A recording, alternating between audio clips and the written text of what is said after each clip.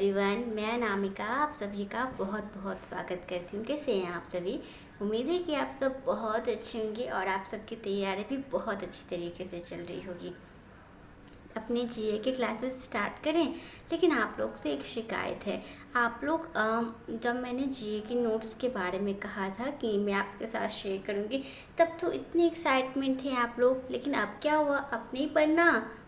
बताओ बताओ। तो पढ़ना है तो रोज़ तो देखना पड़ेगा ना।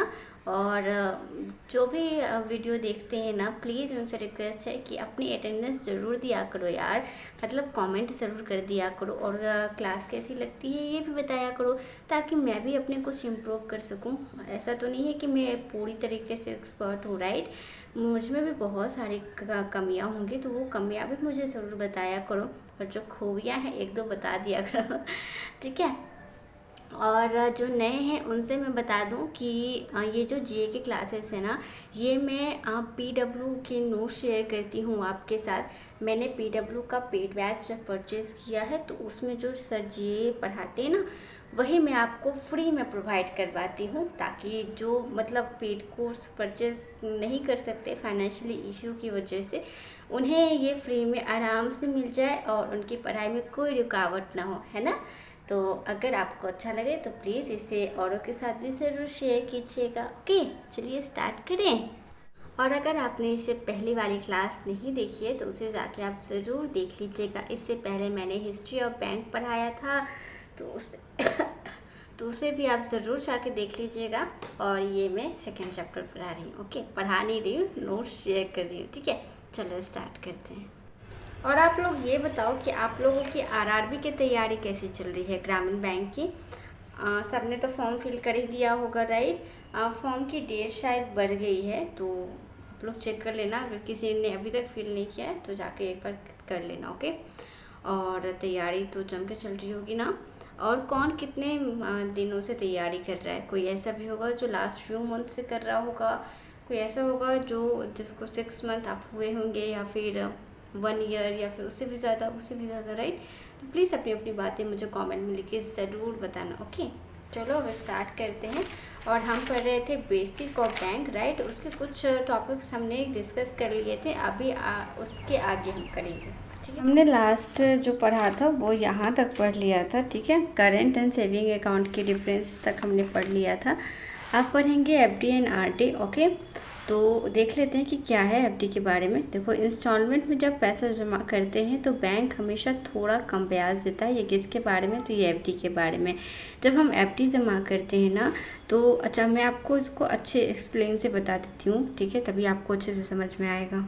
तो अभी हम टॉपिक समझेंगे एफडी एंड आरडी के बारे में, ठीक है? वही टॉपिक का पिछले वाले जितने भी टॉपिक थे वो सब तो हमने पढ़ लिए थे। करेंट अकाउंट, सेविंग अकाउंट, ये सारी चीज़ें हमने पढ़ ली थी। अब हम नेक्स्ट पढ़ेंगे जो कि है एफडी एंड आरडी। तो इसकी पीछे एक बहुत अच्छी स्टोरी है जो आपको बहुत अच्छी लगेगी, ठीक है? तो वही मैं आपको सुनाती हूँ। दो दोस्त की कहानी है। जैसे बचपन में हम नहीं सुना करते थे, वैसे ये है। तो चलो सुनते हैं। देखो, दो दोस्त थे, राम और श्याम। और एक जो दोस्त था वो बहुत अमीर था, और एक जो दोस्त था वो बहुत गरीब था। बहुत गरीब मतलब मिडिल क्लास था। और एक दोस्त था वो अपर क्लास था, ओके? तो जो अपर क्लास वाला था ना, उसका नाम था राम। तो वो काफ़ी पैसे वाला था, तो वो गया बैंक के पास और उसने कहा कि देखो यार, मुझे 1,20,000 रुपये जमा करने हैं, और मैं अगर इसे सेविंग अकाउंट में जमा करता हूँ ना, तो तुम लोग मुझे बहुत कम इंटरेस्ट देते हो। कितने इंटरेस्ट देते हो? तो 3%। और 3% में मुझे नहीं लगता कि इसमें कुछ प्रॉफिट है, तो मुझे इस पे ज़्यादा से ज़्यादा इंटरेस्ट चाहिए। तो तुम कोई और स्कीम बताओ, ताकि मैं अपने पैसा जमा करके एक अच्छी खासी प्रॉफिट यहाँ से कमा सकूँ। तो बैंक वालों ने कहा ठीक है, आप इस पैसे को एफडी में लगा दीजिए, ठीक है? अब राम ने कहा कि ठीक है, राम ने कहा कि ठीक है, हम ऐसे एफडी में लगा देते हैं, लेकिन तुम ब्याज कितना दोगे? तो वही बैंक वाले ने कहा कि जितना ब्याज आपको सेविंग अकाउंट में मिलता था ना 3%, उससे डबल देंगे हम आपको, 6% आपको देंगे। तो इसमें तो राम को फ़ायदा दिखा, तो उसने कहा ठीक है यार, तुम रख लो इसे। लेकिन बैंक वालों ने कहा कि ठीक है, हम इसे रख तो लेते हैं, लेकिन आप इसे 1 साल तक आप इसे टच नहीं करेंगे, मतलब इसमें से आप पैसे नहीं निकालेंगे। राम मान गया और उसने कहा कि ठीक है, तुम रख लो। एक साथ उसने 1,20,000 रुपये उसे दे दिए। अब जब राम आया बैंक से वापस, वो बहुत खुश था, तो ये बात उसने श्याम को बताई। अब श्याम के मन में भी खलबली उठ गई, यार मुझे भी बैंक की ये स्कीम पसंद आई, मुझे भी चाहिए। अब वो नेक्स्ट डे चला गया बैंक के पास। उसने कहा यार तुमने तो राम को काफ़ी अच्छा स्कीम बताया, तो मुझे भी ये स्कीम चाहिए और मुझे भी एफडी में पैसा जमा करना है। तो बैंक वाले ने कहा हाँ तो क्या हो गया, लाओ 1,20,000 तुरंत जमा कर देते। तो अब शाम तो था थोड़ा सा मिडिल क्लास लाइफ, तो वो 1,20,000 एक साथ इतना कहाँ से लाता। तो शाम जो था उसने कहा कि यार एक साथ तो मुझे 1,20,000 होंगे नहीं, तो एक काम करो आप कि मुझे चाहिए तो ऐसा ही कुछ, लेकिन आप मुझे कुछ अलग आइडिया बताओ, ठीक है। तो बैंक वालों ने कहा ठीक है, तो आप आरडी में पैसा लगा दो। तो शाम को समझ में नहीं आया कि अब आरडी क्या है। तो उसने कहा कि देखो आप जैसे राम आपका दोस्त जो था वो एक साथ पैसे जमा किया और उसने 1 साल के लिए पैसे जमा किया, तो उसे 6% का हम रेट दे रहे हैं, तो ये हुआ एफडी। लेकिन जो अगर आप पैसा लगाएंगे तो आप तो एक साथ पैसा दे नहीं रहे हैं, तो आप तो देंगे, आप इंस्टॉलमेंट में देंगे, राइट। आपको आपके पास इतना नहीं है लेकिन आपको ये लेना है, तो आप इंस्टॉलमेंट में ही पैसा देंगे। तो ये हो गया आरडी। और आरडी में जो है वो आपको थोड़ा सा कम ब्याज मिलेगा। जैसे राम को 6% का ब्याज मिल रहा है ना, वैसे ही आरडी में उसे 1 से 1.5% आपको कम ब्याज मिलेगा, क्योंकि आप इंस्टॉलमेंट में पैसा जमा कर रहे हैं। श्याम जो था वो बेचारा मान गया। उसने कहा कि ठीक है चलो इतना में तो मिल रहा है, फिर भी तो सेविंग अकाउंट से कहीं ज़्यादा है। सेविंग अकाउंट आपको 3% देता है एसबीआई, वहीं अगर आप आरडी से पैसा जमा करते हैं तो आपको 5.5% के अप्रॉक्स आपको मिल जाता है इंटरेस्ट। तो ये भी तो बहुत अच्छी बात है। तो श्याम मान गया और उसने कहा कि ठीक है आप इसी में पैसा लगा दो। तो इसका निष्कर्ष यही निकला कि एफडी जो होता है वो एफडी में जो आप पैसा जमा करते हैं वो एक साथ आप पैसा जमा करते हैं और उसमें आपको अच्छी खासी इंटरेस्ट मिल जाती है अगर आप एक लंबे समय के लिए डालते हैं, ठीक है। तो जितना ज़्यादा डालोगे शायद उतना ज़्यादा आपका इंटरेस्ट मिलेगा। वही आरडी की बात करें तो आरडी में आपको इंस्टॉलमेंट में पैसा जमा करना होता है और आपको रेट भी एफडी से थोड़ा सा कम मिलता है, ठीक है। ये बात आपको समझ में आ गई। और एफडी एंड आरडी से रिलेटेड अगर आपके पास कोई और इन्फॉर्मेशन हो तो आप मुझे कमेंट में लिख के ज़रूर शेयर करना, ठीक है। अब चलो आगे चलते हैं। तो यही बात मैंने यहाँ भी लिखी है कि एफडी एंड आरडी टॉपिक में कि इंस्टॉलमेंट में जब पैसा जमा करते हैं तो बैंक हमेशा थोड़ा कम ब्याज देता है, ठीक है। वही अगर बात करें एफडी में तो कम से कम आप 7 दिन के लिए एफडी खोल सकते हैं और ज़्यादा से ज़्यादा आप 10 दिनों के लिए भी एफडी खोल सकते हैं, ठीक है। सॉरी 10 साल के लिए आप एफडी खोल सकते हैं। आरडी की बात करें तो मिनिमम आप 6 मंथ के लिए खोल सकते हैं और ये फिक्स नहीं होता है, और मैक्सिमम आप 10 साल के लिए खोल सकते हैं। जैसे एफडी में है कि कम से कम आप 7 दिन में ही एफडी तुड़वा सकते हैं, लेकिन आरडी में है कि आपको 6 महीने तक पैसे रखने ही रखने, उससे पहले आप इसमें से पैसे निकाल ही नहीं पाओगे, ठीक है।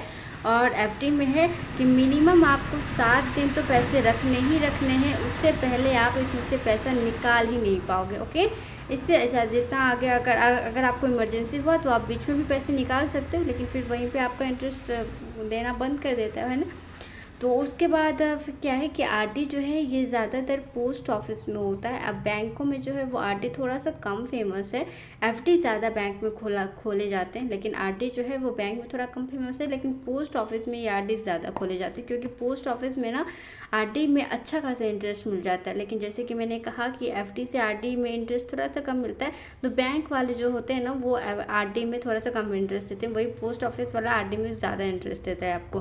तो इसीलिए सब प्रेफर करते हैं कि हम पोस्ट ऑफिस में ही अपना आरडी खुलवाएं। अब नेक्स्ट टॉपिक पढ़ते हैं एडवांस। अब एडवांस में क्या पढ़ेंगे, तुम कैश क्रेडिट पढ़ेंगे। यहाँ पे मैं आपको दिखा देती हूँ, ये मैंने एसेट्स में आपको बताया था ना कि लोन एंड एडवांस में आते हैं cash credit, overdraft, discounting of bills. तो अभी यही तीनों पे पढ़ेंगे और ये दोनों हमने पढ़ लिया था लास्ट क्लास में, ओके। तो अभी ये तीनों टॉपिक पढ़ते हैं, तो देखते हैं आगे।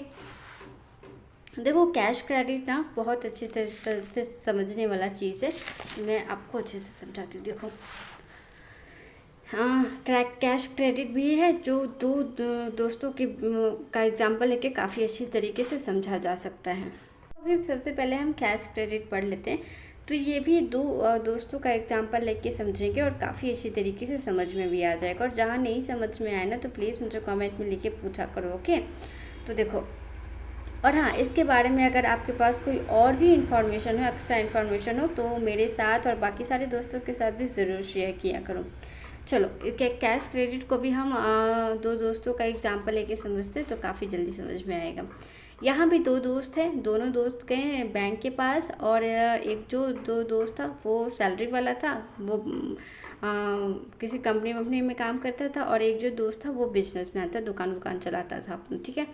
तो राम जो था वो सैलरी पर्सन था और श्याम जो था वो बिजनेसमैन था। तो दोनों को लोन की ज़रूरत पड़ी।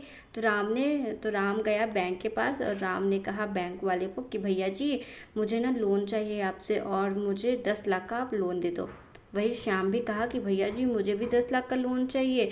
और तो बैंक ने दोनों की सूरत देखी और दोनों की प्रोफाइल भी देखी। तो बैंक को पता चला कि राम जो है वो सैलरी पर्सन है और श्याम जो है वो बिजनेसमैन है।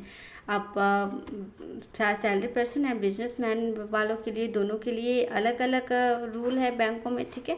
तो अब इसी हिसाब से इन दोनों को लोन मिलेगा। तो बैंक जो है वो राम को लोन दे दिया, 10 लाख का लोन दे दिया। कुछ उसके प्रोफाइल वगैरह सब देख के, जो वो लगता है वो सारी चीज़ें देख के, और बैंक वाले ने राम से कहा कि देखो बाबू, सुना कि तुम्हें तो 10 लाख का लोन मिल गया है, लेकिन इस पे हम तुम्हें 10% इंटरेस्ट लेंगे, ठीक है।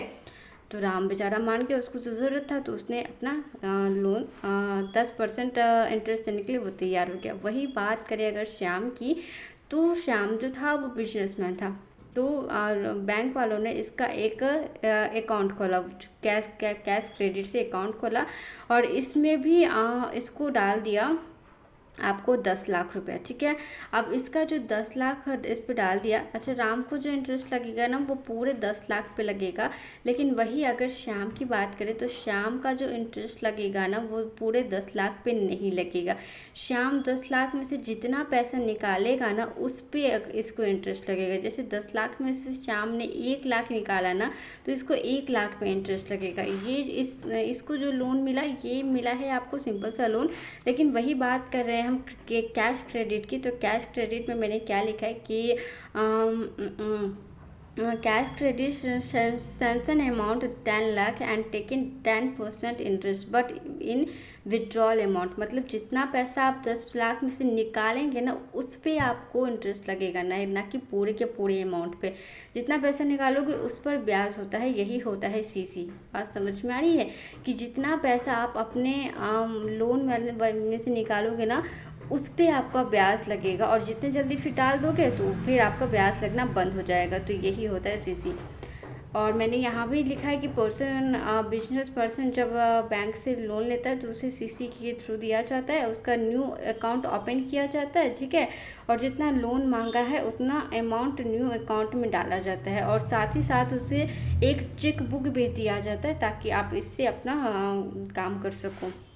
यही चीज़ मैंने यहाँ भी लिखा है कि अगर सीसी में 1 लाख निकाला तो उस 1 लाख में ब्याज लगेगा, और फिर 1 लाख डाल दिया तो फिर ब्याज लगना बंद हो जाएगा। मतलब जितना निकाला और उतना ही अगर आपने तुरंत डाल दिया तो फिर आपका इंटरेस्ट लगना बंद हो जाएगा। तो सीसी से लोन लेना काफ़ी प्रॉफिटेबल होता है राम की अपेक्षा।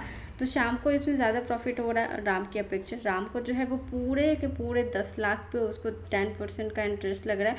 वहीं बात करें अगर श्याम की, अगर श्याम ने पैसा नहीं निकाला तो उसको थोड़ा सा भी इंटरेस्ट नहीं लगेगा। अगर श्याम ने पैसा निकाला तो फिर उसको भी इंटरेस्ट लगेगा, ठीक है। बात समझ में आ गई, और इसी को हम सीसी कहते हैं। टॉपिक पे बात कर लेते हैं जो कि है ओवरड्राफ्ट। ये जो होता है वो बिजनेसमैन के लिए होता है, लेकिन मैंने आपको पीछे बताया था यहाँ पे current account and saving account में कि ओवरड्राफ्ट जो होता है वो आप गवर्नमेंट स्कीम के थ्रू भी खुलवा सकते हैं और सैलरी पर्सन भी खुलवा सकता है, ठीक है। लेकिन यहाँ पे जो होता है ना, यहाँ पे सैलरी पर्सन के लिए फिक्स नहीं होता है, ठीक है। और वही अगर गवर्नमेंट स्कीम के थ्रू अगर आप खुलवाते तो आपको 10,000 तक का ओवरड्राफ्ट आपको मिल जाता है।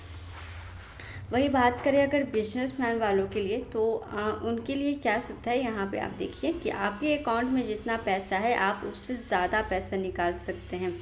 अगर आपके अकाउंट में है 10 लाख रुपया और आपको चाहिए फ़िलहाल तुरंत, अगर आपको चाहिए 20 लाख रुपया, तो आप बैंक से कहेंगे कि देखो जी ऐसी ऐसी बात है, मुझे अभी की अभी 20 लाख रुपए से ज़रूरत है। और जैसे कि आपको पता है कि मेरे अकाउंट में जो है सिर्फ 10 लाख रुपए, लेकिन मुझे 20 लाख की ज़रूरत है। तो बैंक जो है वो आपको ओवरड्राफ्ट के थ्रू आपको 20 लाख रुपया प्रोवाइड करवा देगा, यानी कि 10 लाख और आपको प्रोवाइड करवा देगा, और आप अपने अकाउंट में से पैसा निकाल के अपने बिजनेस का काम कर सकते हैं। लेकिन ये जो होता है वो शॉर्ट टर्म के लिए होता है, ठीक है। आपको फिर तुरंत बैंक को पैसा तुरंत लौटाना पड़ता है। अब बैंक इतना बेवकूफ़ तो है नहीं कि आपको 10 लाख फ्री में दे देगा, लेकिन तो बैंक जो है वो आपसे कुछ ना कुछ सिक्योरिटी मांगता है, आपसे कुछ ना कुछ ऐसी प्रॉपर्टी मांगता है जो कि अगर आप पैसा नहीं लौटा पाएँ तो वो वहाँ से अपनी इच्छा पूर्ति कर सकता है, ठीक है। तो ऐसा खेल होता है ओवरड्राफ्ट में। और कैश क्रेडिट एंड ओवरड्राफ्ट के कुछ डिफरेंस देख लेते हैं कि कैश, जैसे कि मैंने कहा कि क्या कैश क्रेडिट में न्यू अकाउंट खोलने की ज़रूरत पड़ती है। और जैसे कि मैंने श्याम का भी एग्जांपल लेके बताया कि राम को सिंपल सा लोन मिल गया 10 लाख का और उसे 10% इंटरेस्ट देना पड़ा, लेकिन वही श्याम को जो है उसका कैश क्रेडिट अकाउंट खोला और फिर उसमें बैंक वालों ने उसमें 10 लाख रुपए डाले और फिर उसका कैश क्रेडिट वाला यहाँ पे खुल के, मैंने यहाँ पे बताया आपको, कहाँ चला गया, हाँ जी, यहाँ पे मैंने आपको बताया ना कि उसका खुल गया। और कैश क्रेडिट में क्या होता है कि जितना आप पैसा अपने लोन में से निकालते हैं ना, उस पर आपको इंटरेस्ट देना पड़ता है, ना कि सारे के सारे में अमाउंट में आपको इंटरेस्ट देना पड़ता है। और 10% इंटरेस्ट यहाँ भी है और 10% इंटरेस्ट यहाँ भी है, ओके। चलिए अब आगे बात कर लेते हैं। सीसी में जो है वो ब्याज थोड़ा कम होता है, और वही ओवरड्राफ्ट की बात करें तो इसका ब्याज ज़्यादा होता है। जब आप बैंक से एक्स्ट्रा पैसा मांगते हैं तो बैंक भी आप पे ब्याज लगा देता है और कहता है कि जब तक नहीं देते रहोगे तब तक इस पर ब्याज लगता रहेगा, ठीक है। बिजनेसमैन अपना वर्किंग कैपिटल मेंटेन करने के लिए ये कैश क्रेडिट का इस्तेमाल करते हैं। जैसे कि मैंने आपको समझाया कि कैश क्रेडिट जो होता है वो बिजनेसमैन वालों के लिए ही होता है। और ओवरड्राफ्ट के लिए मैंने आपको जैसे समझाया कि ये शॉर्ट टर्म के लिए ही यूज़ कर सकते हैं। जैसे आपके पास में अकाउंट में है 10 लाख लेकिन आपको चाहिए 20 लाख, तो आपको इसे फिर तुरंत बैंक को वापस करना होता है। आप बहुत लंबे समय के लिए इसे नहीं रख सकते, और ये बहुत अच्छे खासे बिजनेसमैन वाले के लिए होता है। कॉमन पर्सन अगर 20 लाख रुपये एक बार में ले लेंगे तो उन्हें तो 1 साल ही लग जाएगा इसको चुकाने में, तो ये नॉर्मल पर्सन के लिए नहीं होता है। ये बड़े बड़े बिजनेसमैन वालों के लिए होता है जो तुरंत पैसे लें और तुरंत कहीं से उन्हें पैसा वापस आ जाए और फिर वो अपने बैंक में डाल लें, ठीक है। अब बात करते हैं डिस्काउंटिंग ऑफ बिल पे। तो ये भी टॉपिक इम्पॉर्टेंट है, तो इसे भी हम अच्छी तरीके से समझते हैं। यहाँ पे मैंने एक एग्जांपल लिखा है एमआरएफ बैंक एंड टाटा के बारे में। देखो ये जो एक minute. So discounting of bill जो है वो इस चैप्टर का लास्ट टॉपिक है, तो इसे अच्छी तरीके से समझते हैं, ओके। देखो डिस्काउंटिंग ऑफ बिल जो होता है ना वो बहुत बड़े बड़े बिजनेसमैन वाले के लिए होता है, तो छोटे मोटे बिजनेसमैन वाले के लिए नहीं होता है। जो शॉप वगैरह खोल के बैठे होते हैं ना, तो ये उनके लिए बिल्कुल भी नहीं होता है। जो बहुत बड़े बड़े बिजनेसमैन वाले होते हैं ना उनके लिए होता है ये, ठीक है। तो एग्जाम्पल भी हम कुछ ऐसा ही लेते हैं। देखो जैसे रतन टाटा हो गए, मुकेश अंबानी हो गए और एमआरएफ वाले हो गए, ठीक है। तो इन्हीं में से किसी को पिक करते हैं और अच्छा सा एग्जाम्पल बनाते हैं। तो हमने पिक किया रतन टाटा एंड एमआरएफ वाले को, दोनों का काफ़ी अच्छा कनेक्शन है। कैसे? तो रतन टाटा जो है वो गाड़ी बनाते हैं और एमआरएफ वाला जो है वो क्या करते हैं, टायर बनाते हैं। तो दोनों का तो कनेक्शन होगा ही, ठीक है। तो रतन टाटा ने कहा, कॉल किया एमआरएफ वाले को, हेलो एमआरएफ वाले, आप ना कैसे हो? पहले तो हाल समाचार पूछेंगे, हेलो कैसे हो भाई, सब ठीक है। उसके बाद कहा कि देखो यार मुझे तो तुमसे काम है। एमआरएफ वाले ने कहा क्या काम है? तो कहा कि मुझे ना तुमसे 100 करोड़ का टायर चाहिए। एमआरएफ वाले बस इतनी सी बात, अभी भिजवा देता हूँ। तो उसने नेक्स्ट डे भिजवा दिया। तुमको क्या पड़ी है बीच में आने की, हटो, ठीक है। तो उसने भिजवा दिया और उसने कहा कि देखो भाई दोस्ती अपनी जगह, पैसा अपनी जगह। तो उसने तुरंत बिल भिजवा दिया, किसको? रतन टाटा को। अब रतन टाटा ने कहा कि देखो यार मैं तुरंत तो आपको पैसा दे नहीं पाऊंगा, तो कुछ दिन के बाद आपको पैसा दूंगा। तो एमआरएफ वाले ने कहा कि कितने दिन के बाद? आप मुझे लिखे थे, मैं तो तभी तो प्रूफ रहेगा। तो रतन टाटा ने अपना सिग्नेचर कर दिया और उसके साथ साथ लिख दिया कि मैं आपको 30 डेज़ के बाद मैं आपको पैसा देता हूँ, ठीक है। अब एमआरएफ वाले को नेक्स्ट दिन ही इमरजेंसी आ गई। अब उसको तुरंत 100 करोड़ की ज़रूरत आन पड़ी। अब उसने कहा कि यार रतन टाटा को कॉल करते हैं। तो उसने रतन टाटा को कॉल किया और कहा कि देखो देखो मुझे ना अभी 100 करोड़ का मुझे ज़रूरत पड़ गया है, तो मुझे आप अभी के अभी पैसे दे दो। तो रतन टाटा ने कहा यार ये क्या बात हुई, मैंने आपको लिखित में दिया है कि मैं आपको 30 दिन के बाद ही पैसा दूंगा, तो अभी मैं कहाँ से दे दूँ, अभी मैं नहीं दूंगा। अब उसको था इमरजेंसी, तो वो चला गया बैंक, ठीक है। बैंक गया तो उसने कहा कि एसबीआई वालों से कि यार मुझे लोन चाहिए, तो आप मुझे 100 करोड़ का लोन दे दो। एसबीआई वाले ने कहा ठीक है हम आपको लोन तो देंगे, लेकिन उसके बदले आप कुछ तो दीजिए हमें, क्या पता कि आप पैसा वापस ही ना करें, तो मेरे पास आपका कुछ तो रहेगा उसके बदले।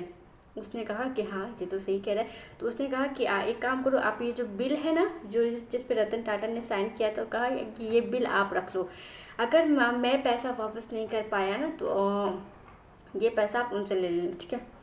तो ठीक है, कहा ठीक है। तो एसबीआई वाले ने उसको लोन दे दिया। अब लोन देने से पहले एसबीआई वाले ने कहा कि देखो यार हम जो लोन देते हैं उस पे तो हम ब्याज लेते हैं, लेकिन तुम्हारे बिल पे तो कोई ब्याज का बात नहीं है, तो अब क्या होगा। अब एमआरएफ वाले ने कहा कि भाई तुझे जो करना है तू कर ले, लेकिन मुझे अभी के अभी तो पैसे चाहिए।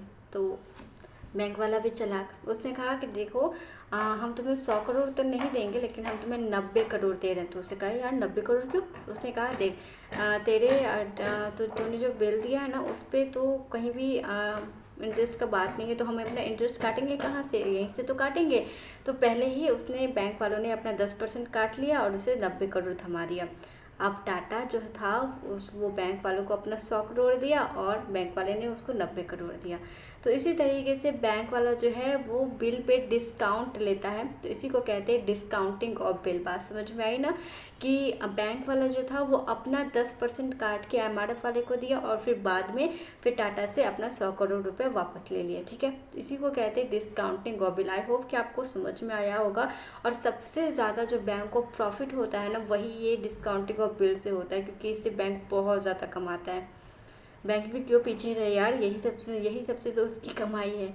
तो बस आज का ये जो हमने जो टॉपिक स्टार्ट किया था, चैप्टर स्टार्ट किया था बेसिक ऑफ बैंक्स, तो ये आज ख़त्म हुआ और फिर नेक्स्ट चैप्टर में स्टार्ट करेंगे। कि आई जस्ट होप कि आपको पसंद आया हो, और आया है तो प्लीज़ इसे ज़रूर लाइक कीजिएगा, अपने दोस्तों के साथ प्लीज़ प्लीज़ प्लीज़ ज़रूर शेयर करना, और मुझे कमेंट में लिखकर ज़रूर बताना कि कैसा लगा क्लास। ओके, कुछ अगर गड़बड़ फड़बड़ लगा होगा तो प्लीज़ मुझे रिकरेक्ट ज़रूर कर देना, और कैसा लगा प्लीज़ ज़रूर बताना, ठीक है। मिलूंगी फिर से नेक्स्ट क्लासेस में, तब तक के लिए बाय बाय।